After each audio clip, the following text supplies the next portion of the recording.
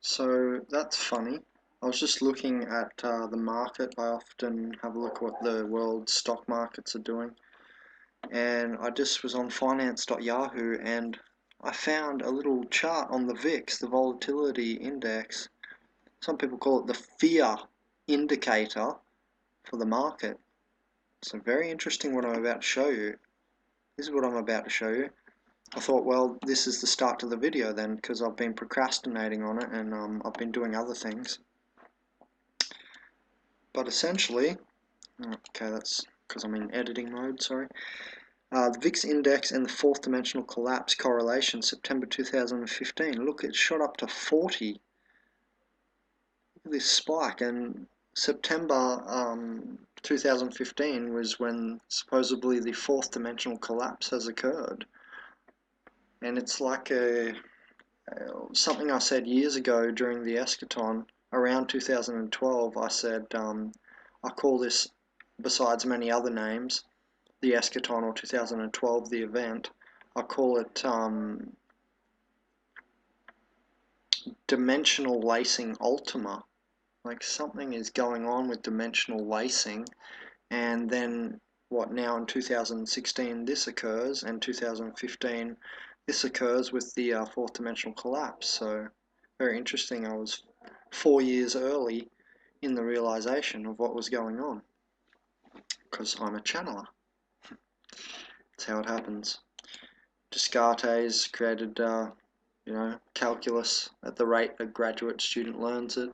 Mendeleev had 3 consecutive daydreams about molecules, and he created the periodic table of elements, and so on. This is how reality occurs. It comes through the channels. We're the guided ones. Anyway, so that's very interesting that I actually found this chart correlating to September and going right up to 40. So pretty hectic there that it's gone right up to 40 right at the same time as this fourth dimensional collapse has occurred. So what is it? It's like if you've seen the movie Donnie Darko, it's a movie where at the end it's kind of all in his head, and at the end it's like the sky ripping open, and dark beings coming from another dimension, and that same theme is in everything from Fantastic Four to many other movies, where there's like an astral rip. It's in Avengers, it's in heaps of movies. It's just a common sort of idea, and the thing is that now it's actually happened for real. So I'm one of those conspiracy type of theorist people that think that somehow the Hollywood films are always showing us what the elites know of, and the elite occult, which means hidden occult knowledge. I truly believe this now, because I don't know, and I'm not alone, but people might call you crazy for it, but it just keeps coming up in movies and then in reality. So something's going on, and it's just endless. It's in every blockbuster. Just about every single blockbuster, it's like showing you something. So I wonder what World War Z with Brad Pitt's showing us then. Huh? Anyway. So yeah, it's just interesting that I found the chart, so I was meant to start talking about it. So what I've noticed is, from that time, I mean, it's probably a good idea I just keep the chart on the screen here while I'm talking about it. From that time there was peaks and troughs, and I'm pretty sure that people were peaking with these peaks, and it was like an opposite to the novelty wave of Terence McKenna. When this peaked, I lost friends, and it was like a novel happening. It was really close friends. Then nothing would happen, back to business as usual. See, on Terence McKenna's time wave 0, when it goes down, it's plunging into novelty. So that's why I said a sort of upside down backward notion of that. At the peaks, I was losing like really close friends, and it was to the astral entities and astral fears and this and that. And well, I should explain the fourth dimension then, so people understand the whole correlation of all this. It's basically in the dimensional construct of creation, or just how physical creation comes to be in the second dimension, or the physical edge, or physicality as you people know it, is through a down dimensional creation process from, say the eighth dimensional schematics, the ninth dimensional divine pulsations or time waves, and say the seventh dimensional tunnel harmonics and higher sound light of heaven, and then the sixth dimensional gate, or geometrical archetype zone gets implanted onto the fifth dimensional living light membrane, which is like water. And then in the fourth dimension, energy becomes tangential and emotionality occurs. And you get the spin of the particle, the love of the quark, and the light of the electron, and so on. So in the fourth dimension, it's been analogized as the astral emotional plane, and it's all about emotions. And I find this is where a lot of unconscious behavior occurs, when people are sort of wayward in limbo in the fourth dimension, and sort of really resonating in fourth dimensionality, you might say. So it's the astral emotional plane. And so what was happening at each of these peaks, now that I think about it, and I will bet, I can't prove it, but I will bet that this is when those times were when I was losing the friends. And it does feel like it when I look at the chart, when I remember back and look at the dates, the months there, and think about certain people that were really close to me, and the ones that are really standing out in my mind's side eye as, oh, why did we have to break up as friends, sort of thing.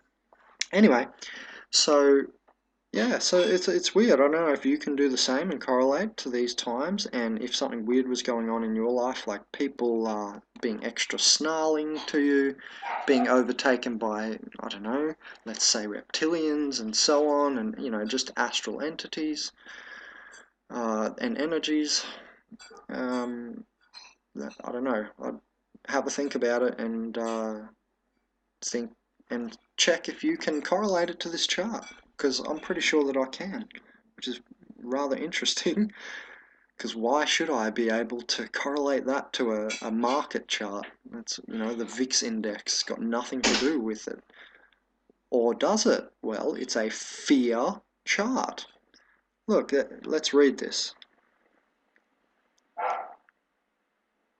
Where does it say it? Well, it's well known that this is the fear indicator. It just says it here somewhere as well. Yeah, it's known as the fear index, or the fear chart, the VIX, VIX, volatility index.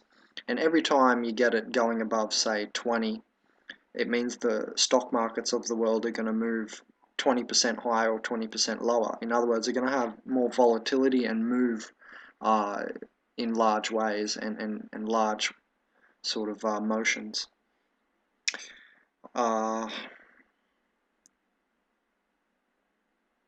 So yeah, that's how it does correlate, because it is a fear index, and fourth dimension, emotions and fear. So we all know about Yoda from Star Wars and his sort of wise sayings about fear and hatred are paths to the dark side. And indeed, I had people come to me in, I think it was last month, the 3rd or March of 2016, and February is when I posted a few statuses of this to Facebook saying I'll soon make a video.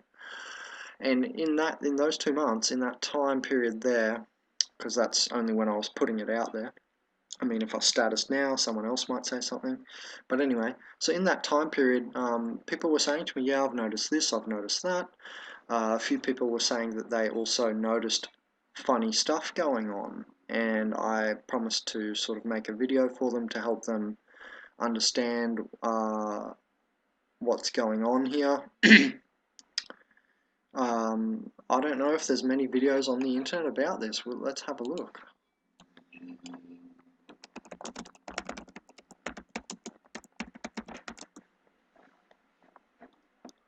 Well, there's one from the Rising Way and Ascendosphere, with Kuan Yin. And I haven't finished listening to that one actually. It's 2 hours. I think I got about an hour into it. And here's another one.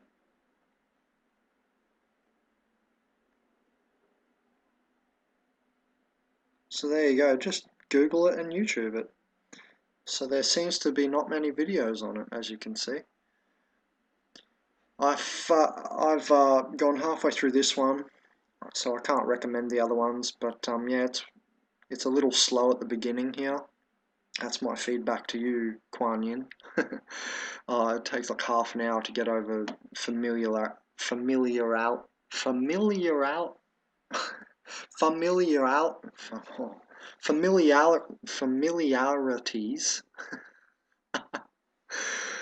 familiarities of his website. So, and then he finally gets into talking about the collapse of the fourth dimension. So anyway, it's worth watching, but it's a slow start. What else do I have to say on this?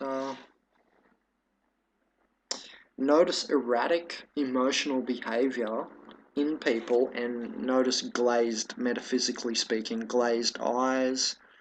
These are ways that you can tell if someone is being unconscious and not themselves, not their conscious light, you know.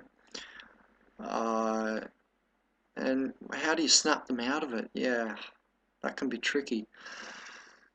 You can, well, some people would just tell me to tell you people with love, Ben, tell them with love. And yeah, they're right. So with the higher vibrational of the love, you can snap them out of this, and it can happen very instantly. Say they're yelling at you and this and that, there's some astral energies coming through them which are not nice and demonic and demons and so on and so forth. Go and hug them. Just shut up. Don't even like reply. You know, don't even reply. Shut up. Go over and hug them, and just see what that does. Of course, you can try other methods. You might want to, if nothing helps or works, you might want to just get away from the person. You can also tell them to ground out and go walk barefoot and in the sun, so that the higher violet rays will sort of give a respiration to the cell, so the new and higher light can come through into embodiment. You know, all these sorts of paths, basically you can see that the main gist of all those paths were raising the vibration. So that's essentially the cure to this, or not a cure, but well, yeah, but more of a way to get them out of what they're doing and their behavior, snap them out of it and back into consciousness. So I'm not going to go through a massive breakdown of astral entities or anything. That's what you've got YouTube for, and individual videos that people make on each individual astral entity and so on. And that's not really my forte as way shower. I sort of do a broad and highest sort of overview of something, and then you're able to go check out each detail that I mention in more and further detail yourself, because I'm sort of pointing the way, not every single detail.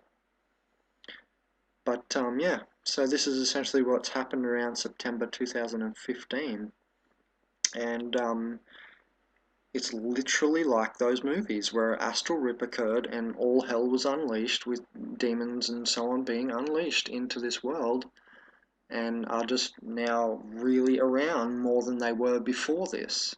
You say, well, how can this happen? I don't know, a star alignment, a timeline adjustment. You know, it's meant to be. You either think that, you know, the limit case of credulity, everything is out of nowhere for no reason and a big bang just for no reason, or you believe like me and Terence McKenna did. And I had a vision 6 months before I heard Terence McKenna even say this, that he believed, like I do, that we're being pulled from the future, and his argument was that that's a more complex state, and I totally agree, thus it has more power. So I do think we're being sort of pulled from the future via these cone-shaped concrescent nexi event modules that happen in our reality, in our third dimensional linear timeline walk. And the third dimension is like a zonal reality. So you can see that a person is their own third dimension or their own zonal reality. They have second dimensional substance or a body, physical edge. So in their third dimensionality, a person is like a pool of water where they absorb the higher dimensional energies. That's how you can think of it, just like a cell. It absorbs what's in its environment in your body. If you're, alkaline or acid, or if you're eating bad food, then the cell has no choice but to sort of try and run with the bad food you're eating, and etc. This is the same with you mentally, and the fourth dimension sort of like a waterfall coming into you, and the wild horses of emotion and astral entities and energies sort of flow into your, as a tributary into your lake or your pool, which is a zonal reality. Like a particle is a zonal reality that receives a length and thus a sort of charge and all this stuff and flavors and etc. of particle physics. So a person is their own zonal reality, and so they'll be able to, if they're not careful, really, and if they're not conscious, really, without even wanting to or trying, accept these sort of demonic and negative and bad, so to speak, energies, and destructive energies. So that's kind of how it works, dimensionally speaking. You're kind of like a pool that sort of can absorb this stuff, and then you need to get rid of it. You need to purify the water of your pool. And so how do you do that? Well, you raise the vibration, and it sort of kicks out the lower vibrational energies. So obviously meditation is efficacious for this, and meditation is number one here. I'm not going to recommend eat goji berries, but that'll also help. But you know what I'm saying, right? Meditation is the answer here, not food as much so. Obviously, yeah, you want to move to more high vibrational foods. You would do cleansings like fermenting foods and stuff. But this is not that type of lecture of eating. But just to, again, quickly point the way. What's a higher vibrational food diet look like? Well, a lot of superfoods, and unlike Dr. McCullough's superfood PDF on the internet, I don't consider broccoli a superfood. Kale, yes, because it has 600 times the vitamin K, and so compared to other foods with vitamin K, because it has 600 times your daily, or 600% of your daily intake of vitamin K necessity, it's a superfood compared to all the other foods that have vitamin K in smaller amounts. It's like moringa. Moringa is a superfood, and it's a very obviant one. The reason it's very obviant is because it contains 7 times more potassium than bananas, 5 times more so-and-so than tomatoes, 10 times more so-and-so than that food. And so that's why, and that's the actual definition of a superfood, and they can really raise your vibration. Also, you would look for chi foods, like goji berry is a chi food. Say black foods like Romania and licorice root, they're very Jing foods. And then you've got foods like lacuma, the egg fruit, which is a mana energy, which is very dense energy. So you wouldn't really go to eating that stuff. You'd go to a food that has a higher dimensional energy, like a Reiki, 7th dimensional energy, or a let's see, you might smoke some datura, which is a sort of 9th dimensional wave alignment energy. You might clear yourself with cannabis even, although I wouldn't recommend that because it can actually attach you more to astral energies. So that's if you're a 2nd dimensional person, I'd recommend the cannabis. Anyway, sorry, I forgot we're talking about the 4th. So you would wear crystals, you would chanty illuminate through chanting and mantra. You would channel the energies out of your body through mudras, or hand movements and body movements, body alignments. It's like a type of over reflexology mudras. They're a type of reflexology. and you can sort of channel energies out that way. And I know that from taking the magic mushroom, because you end up tweaking on the ground when it's a really good trip, accepting whatever the energies are. And that's how I know yoga and meditation were largely made from psychotropic use, psychotropic so-called drug or plant and fungi hallucinogen use. So anyway, there's some aspects, eating better, and then some psychedelics can obviously bring you back into your mind, and they weren't called originally mind expanding tools for nothing. But the main thing, meditate and sit silently until you reach a point where you feel high vibrations pinging through you. And there's a state I get to where it's just all these vibrations start coming through me. It's a very vibrational healing. So if you're able to attain that after an hour or so, you'll almost fall asleep, but just try not to. It's like a shallow sleep state that you go into, a hypnagogic sort of state, and you'll feel higher frequencies coming through. So yeah, you want to open your crown, because the crown chakra has got to do with joy, and ebullient bliss from the heart. So you need to follow your way and your path and your purpose, in other words, so you gain the ebullient bliss. And that's how you know that you're on path, when you have ebullient bliss through the heart, and then the joy from the crown. So a closed down crown chakra will make you much more susceptible to pooling the energies, right? Do you see that now? Because you've become a pool. You've closed yourself down, and you've become like third dimensional. When your crown chakra opens and the system of the chakras is complete, well, you're not much like a pool. You're more like a river then, or an ocean, that it's like flowing through you at that point. It's not so much you're a stagnant pool of energies. So there's another great point. Flow. To get rid of these astral energies, because they might be quick, they might stay with you for days, weeks, months if you're closed down. And to avoid them staying with you for months or weeks or days even, the more flowing you are, the quicker they will leave. Any of these negative astral energies, that is. So it's a good idea to open the crown.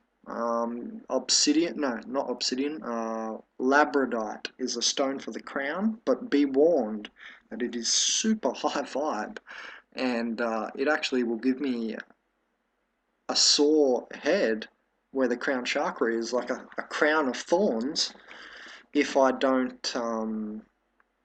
properly clear from the bottom chakra first. So you have to work your way up to the top. So actually you have to clear all the chakras in order to open the crown. You can't just go about going straight to the crown chakra. It doesn't work like that. You need the upwelling of energies, so that it sort of pushes through and up and out of you like a fountain of youth.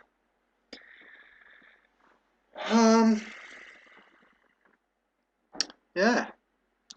So that's pretty much it. You need to open, you need to raise, and you need to not focus on the negative in your life in general, because these things, these astral energies, they're very tricky. They poke and they prod at your weak points. So focus on your weakest points of your mind, and maybe start there in strengthening yourself mentally in your weak points, so that you become stronger as a whole. Instead of going to what you're really good at or efficacious at, straight away. So there's another point. Yeah, relax the eyes. And once you relax the eyes, then you smile. And you'll feel a nice upwelling of energy through the face.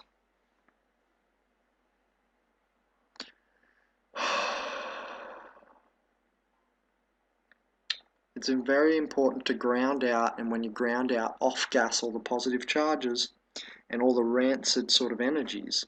You get all these chlorine, fluorine, etc. from the shower. They stick in you.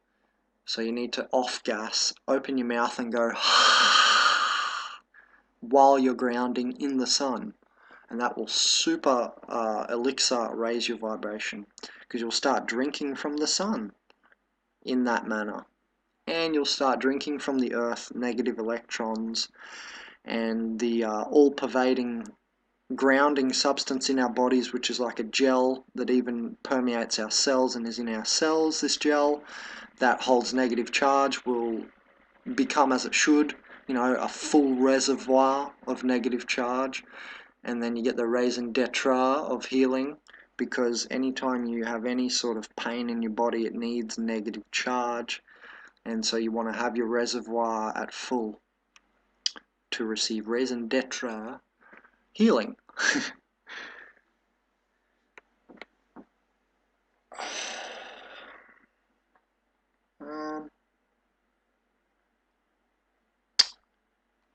Yeah, what else? Maybe I should talk about the entities a bit more. So, what I noticed is they run along your fears and they love to do this. For instance, there was a girl, she thought I was putting her down when actually I was telling her something that could help her. Krishnamurti, he said, that Indian fella, he said, the problem and the solution are not separate. So whenever I tell you something so-called bad about yourself, consider it an offering, because that's what I consider it when the earth shows me something. When Madre speaks to me and in a fashion of some life event that I could view negatively and could make me go into mental turmoil if I wasn't stronger, I see it as an offering now. I've come to realize this is an offering of ascension, an ability and an opportunity to evolve. So that's what she should have done when I gave her some feedback on her work. I said, you need to write more. It was a friend of mine, and she's a full artist, and I had to say to her, hey, look, you need to get across to people more, because no one was liking anything she was saying, and I believe it was because of miscommunication. And to better communicate, she really had to indoctrinate more. She had enough psychedelisation. I have a quote: if you are indoctrinated, you need psychedelisation. If you are psychedeliated, you need indoctrination. That's for balance, and the notion is balance. And for her to balance, I believed that she needed to learn more rigid writing styles. And she got offended by this. And I guess that was part of her fear of and hatred of the too far right people, the people who are, very rigid, the societals, the brainwashed, etc., the sleepwalkers. And because of her hatred and fear of those people, she didn't want to be anything like them. This is because I'm a psychedelic shaman psychologist, I can tell. And as Terence McKenna said, psychology without psychedelics is like pissing into the wind. That's why I'm such a good psychologist. So she needed to indoctrinate her writing style a bit more, because it was very loose and it was not very understandable. So she got offended by this instead of taking it as some helpful advice to her. And we got into a bit of an argument, and I just, I wasn't having that. I was not being dragged back down into fourth dimensionality because I'm vibrating so high. I was not going to have that. And this has happened ever since around just before September, actually. Probably, I don't know, sometime during 2015, earlier than September, I made this decision kind of to keep in the background of raising my vibration and not even arguing with people, just not even going there and just going, yeah, whatever. Think what you want to think, and I'm going to go sit over here and be in bliss, thanks.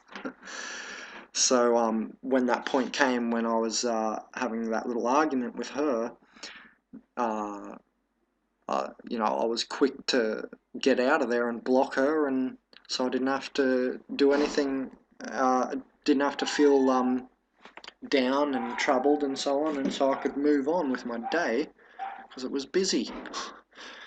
So, and since then, similar things have happened. People seem to really take offense and be mortally wounded by any sort of criticism. So if you're mortally wounded by any sort of criticism, consider that you're being fourth dimensional and you need to raise to a fifth dimensional level. Now, what is that? I guess this is a good time for me to go to my other note. This was actually in the note Economic Global Collapse 2016, what we were just looking at. I'm going to go now to my note, fifth dimensional perspect.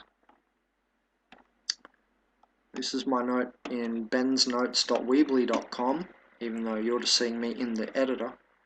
This is bensnotes.weebly.com. So, yeah, perspect, something between perspective and perception.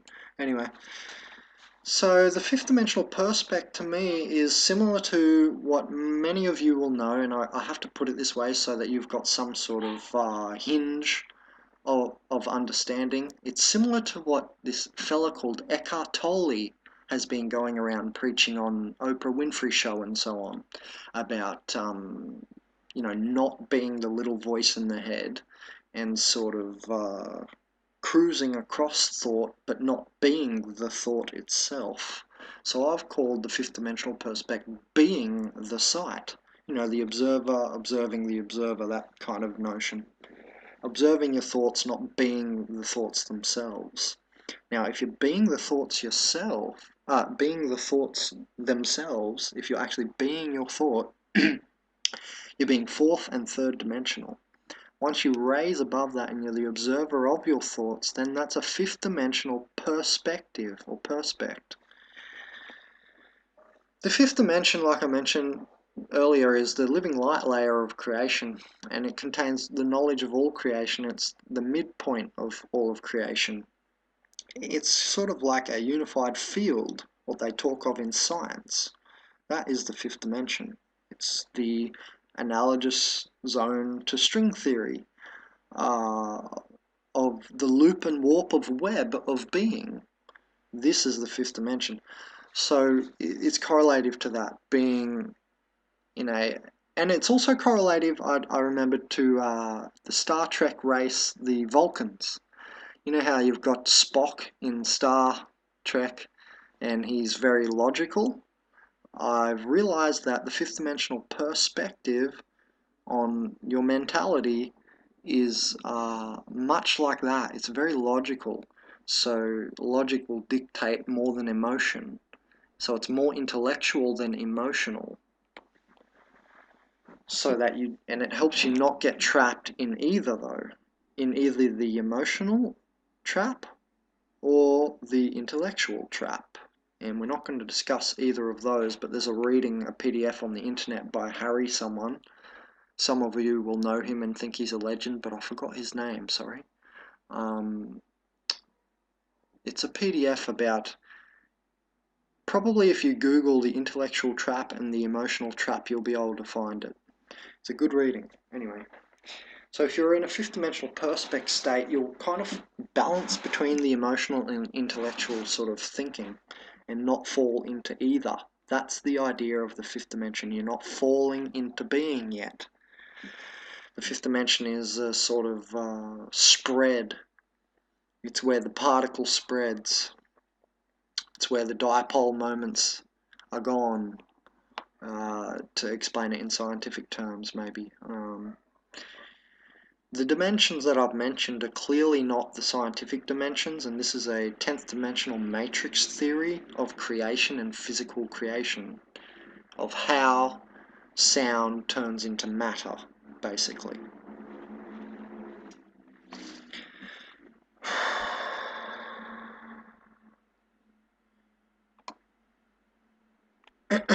Yes, I'm PhD in ADHD, postdoctorate of attention dialed to higher dimensions. That's me. So anyway, to be logical would to not be caught in the emotion of this or that, to be